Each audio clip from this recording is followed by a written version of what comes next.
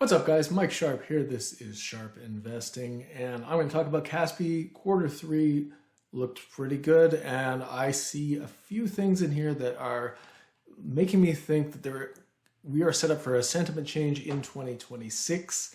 I don't know if that means a stock direction change because it is in Kazakhstan, and if the general market in the US goes down, I think even if stuff gets really good at Kaspi, I bet the stock goes down. So just keep that in mind up front.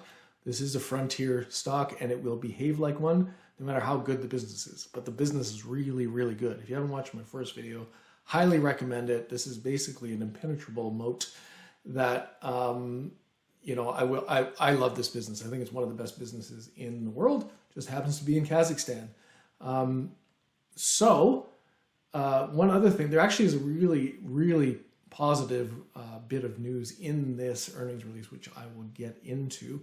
But first, let's go through the numbers. Basically, what happened here was everything's up this year. Payments are up, TPV 18%, marketplace 12% GMV year over year, 16% year over year on fintech. Now, the big thing here is they've had a smartphone regulation change and a shortage of iPhones, which have hurt the numbers on marketplace pretty significantly. It's a very high ticket item, high value ticket item. So when these don't, it's a big part of the revenue and the GMV. And so I think it's important to look at these numbers, which are excluding the cell phone impact, or mobile phone impact, which will actually normalize. They think it's going to normalize in the early part of the year. But people will buy cell phones. Like they haven't stopped buying them. It's just a temporary impact. And as you might know, I love temporary problems that are priced as permanent problems, and that might be happening here, right? So marketplace still growing super fast, even without the mobile phones, still 24%. This is the big growth area. Now they have grocery in here, and that's dragging the margins down, right? That's why net income, even with the mobile phones, would be plus 16 versus a plus 32 in revenue. That's fine. I want everybody in the ecosystem doing everything. Buy your groceries, even if it's a lower margin item. They are saying they're profitable on it, but this will be the trend. It'll be the margins will trend lower on it until grocery is fully taken up in the system. Still good numbers though. Consolidated numbers, actually let's do payments first. So payments, net income's up a bit more than the revenue, and that is due to the operating leverage they have there, which is good. Now payments is the one that will eventually slow down because there's only, if you're whatever you are, 75, 80% of the market, eventually it just becomes a GDP grower. Whatever GDP grows at, 5% kind of thing in Kazakhstan is normal. Then this will trend down there. Maybe they get 6 or 7% over time, but that's where the growth drag will come from. Marketplaces still has a huge amount of room to grow. So that's the big growth engine. And then fintech, that's mostly lending, buy now, pay later, et cetera, et cetera. Consolidated numbers, 20% year over year on revenue, 12% on income, and that is mostly due to, like I said, the impact of grocery and the impact of cell phones. So cell phones knock 9% off that. So I actually am looking at these numbers. Those are still extremely healthy numbers, especially for a stock that is trading at 6.6 times earnings, which is a crazy, crazy PEG ratio, right? So even if this is, fairly priced because it's Kazakhstan, the investment thesis here is that the growth will bail us out, bail me out. This is not investment advice. This is what I'm doing.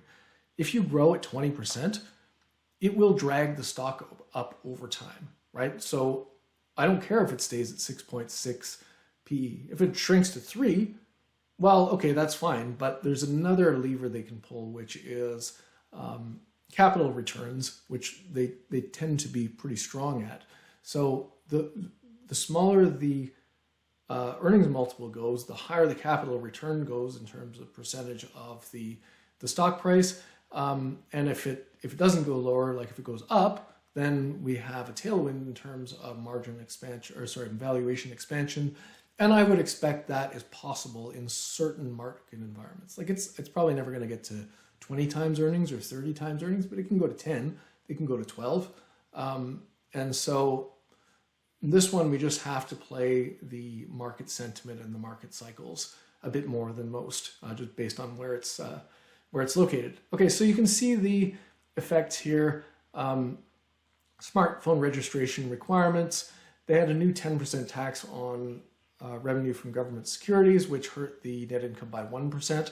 And then there is they had this is another one that can reverse, which is the basically the central bank rate, which is pushing rates up. That hurts them on the fintech side. If we go back to these numbers, you can see it's hurt them here. But if those go the other way, then these numbers will get quite large, right? It does help them in another way, though, because it brings money into the ecosystem. Because remember, they're a bank as well, so people park money with them so that they can get these high rates.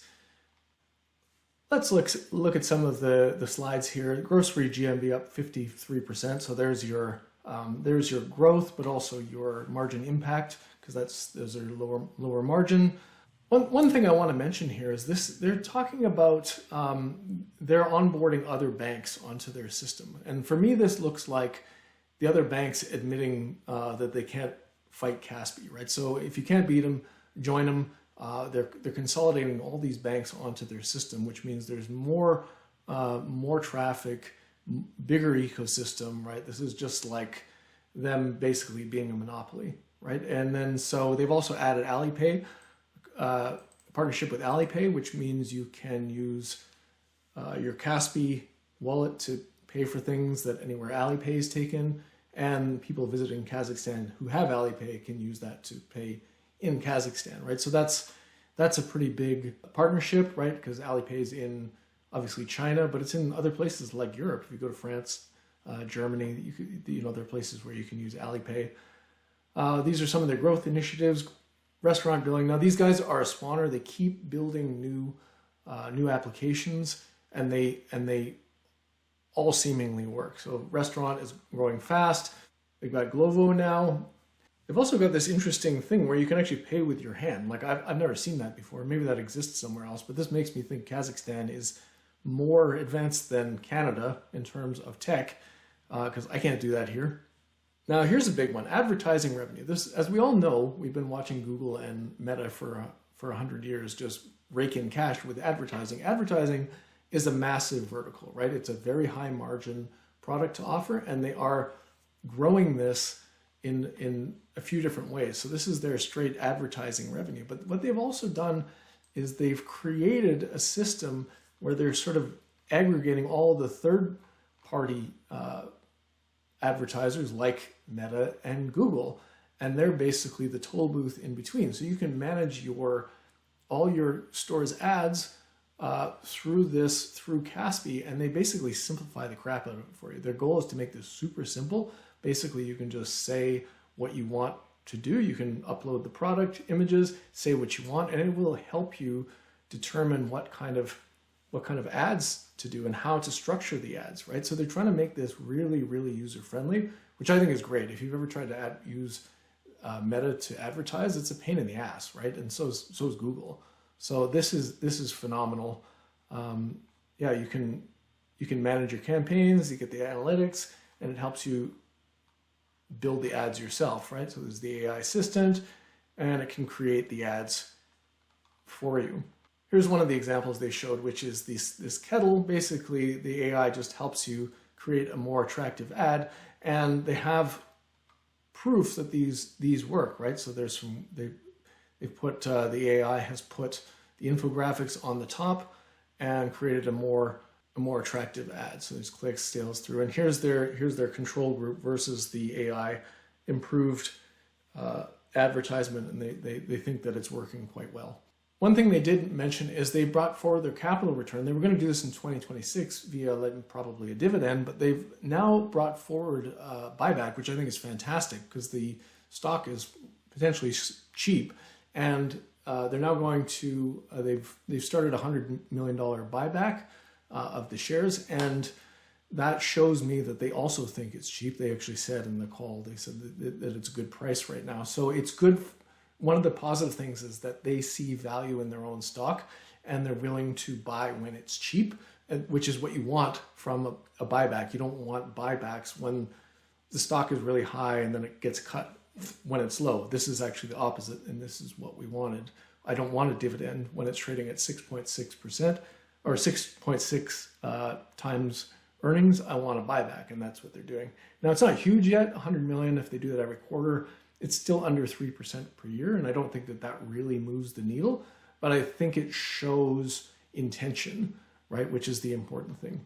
They did say that they will start potentially the dividend next year, or maybe a bigger buyback, but that it's probably not going to be as big as it was before. Like, they had pretty large dividends before. I think it would be more like 10, 11% now if they reinstituted the same proportion of dividends now. But they say that they're going to focus on international growth and growth initiatives. And so some of the cash flow is going to go to that in the future.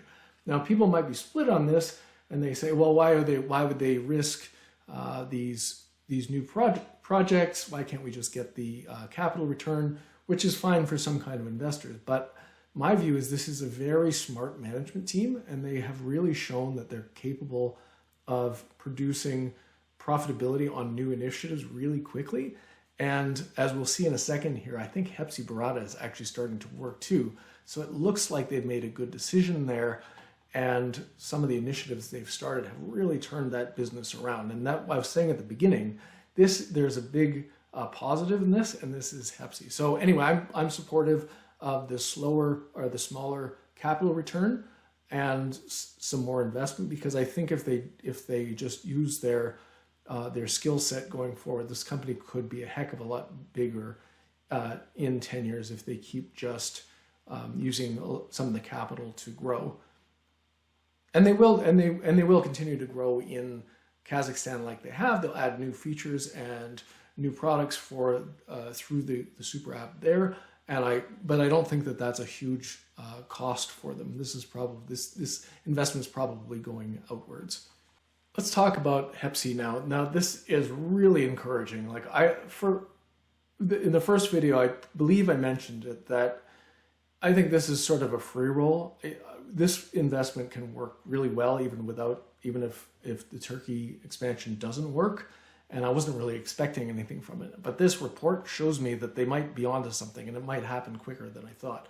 So if we look at the purchases here, right, these are year over year. Quarter one down 11%, quarter two up 7%. This quarter is up 16%, and that is a big turnaround, right? So if they can continue to grow at 16% or more, it looks like it's potential to be more based on the direction here. This could work out pretty quickly, actually. Now, they have invested in this, so the profitability has gone down. But if we remember the nature of this business, the nature of the team at Kaspi is they want to be profitable very quickly. They're not into like investing for 5 years or 10 years into something that just to grow it and gain market share without being profitable. They actually want to be profitable as well. So I actually don't think they're going to take that long to make this work. But for now, they have had to invest. They said they'd invested in delivery, buy now, pay later, banking options, marketing, and user experience. And this is typical for them. They want a great experience for the user. That's the backbone of this business, and that's one of the things I love so much. If you build a business based on trying to screw customers, eventually that's gonna fall apart. But they build it on. They just want to be the best experience for the customer, and very efficient and well run, which means they can be a fantastic business and make money at the same time. And I don't have any doubt that that is the plan they're looking at in. So let's look at the net income and the revenue overall, including Turkey, because they usually pull this out. But if we look at this, you'll see that in quarter three, there's more than 30% of the revenue is actually coming from Turkey, right? But it's a drag on the profitability. It's hurt the profitability by 10% here, right? So, but as this grows, we know that there will be operating leverage because of these e-com businesses. We know how they work. Eventually, this will inflect, and I think that is going to be eventually a massive tailwind for this stock in terms of the sentiment when that inflects.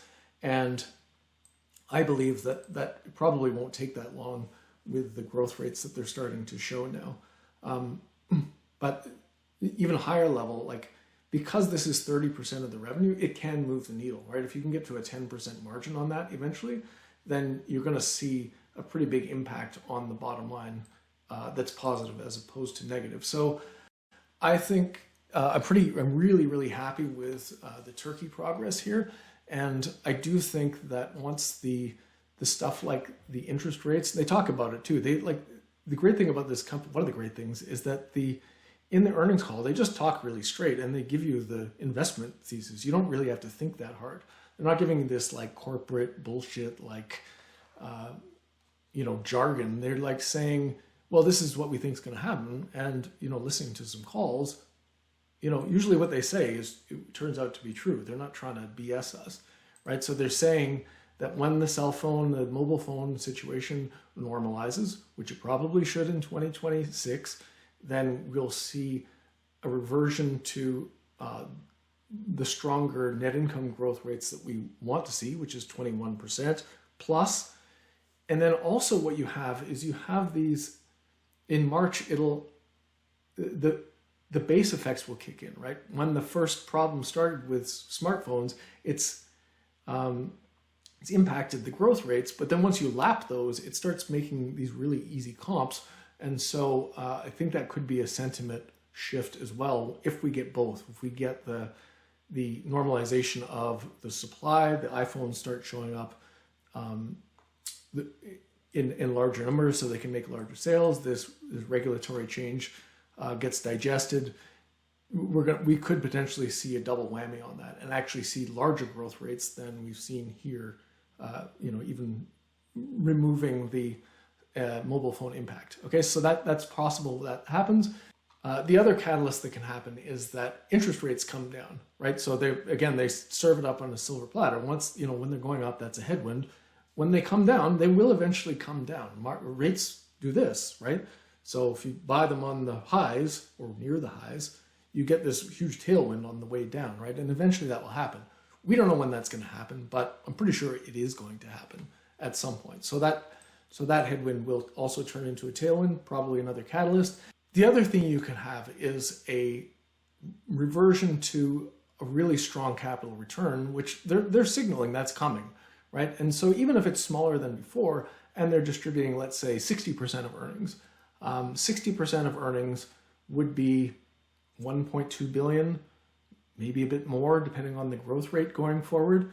And in that case, you still have an 8-9% capital return at this stock price, even though it's smaller than previously, and you're investing in growth.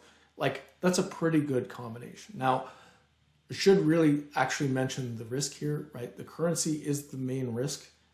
It's not just, it's Kazakhstan, so that's a risk. The way it turns into a financial risk is the currency. The currency can collapse. It's been flat for this year because Trump has been doing us a favor and trying to shit all over the US dollar, and that's helped a lot of these emerging markets. But it can collapse 20% in a year or more, and that would really, really hurt the stock. Now, on the other side of that, you can still have a situation where Kaspi continues to grow in US dollars because, if they're taking a percentage of payments volume, you have a somewhat of a natural hedge there, where if the currency depreciates, inflation goes up, they're still getting a percentage of that, those new larger nominal currency purchases. So I think that is it for this video. I do see a lot of potential in 2026, but again, if the market collapses in the US, it's going to take everything with it, and it's going to really hurt the stuff. It could go to $20, right? Just be aware. The way I'm doing it is I'm saying I have a pretty okay sized position here, but I really want to make sure I can buy more in that situation because this business is not going anywhere. It's a phenomenal business, and if you sell this stock to me at $20, I'm gonna load the boat with it. So anyway, that's it for now. I hope you guys got something from that. I will check you in the next video.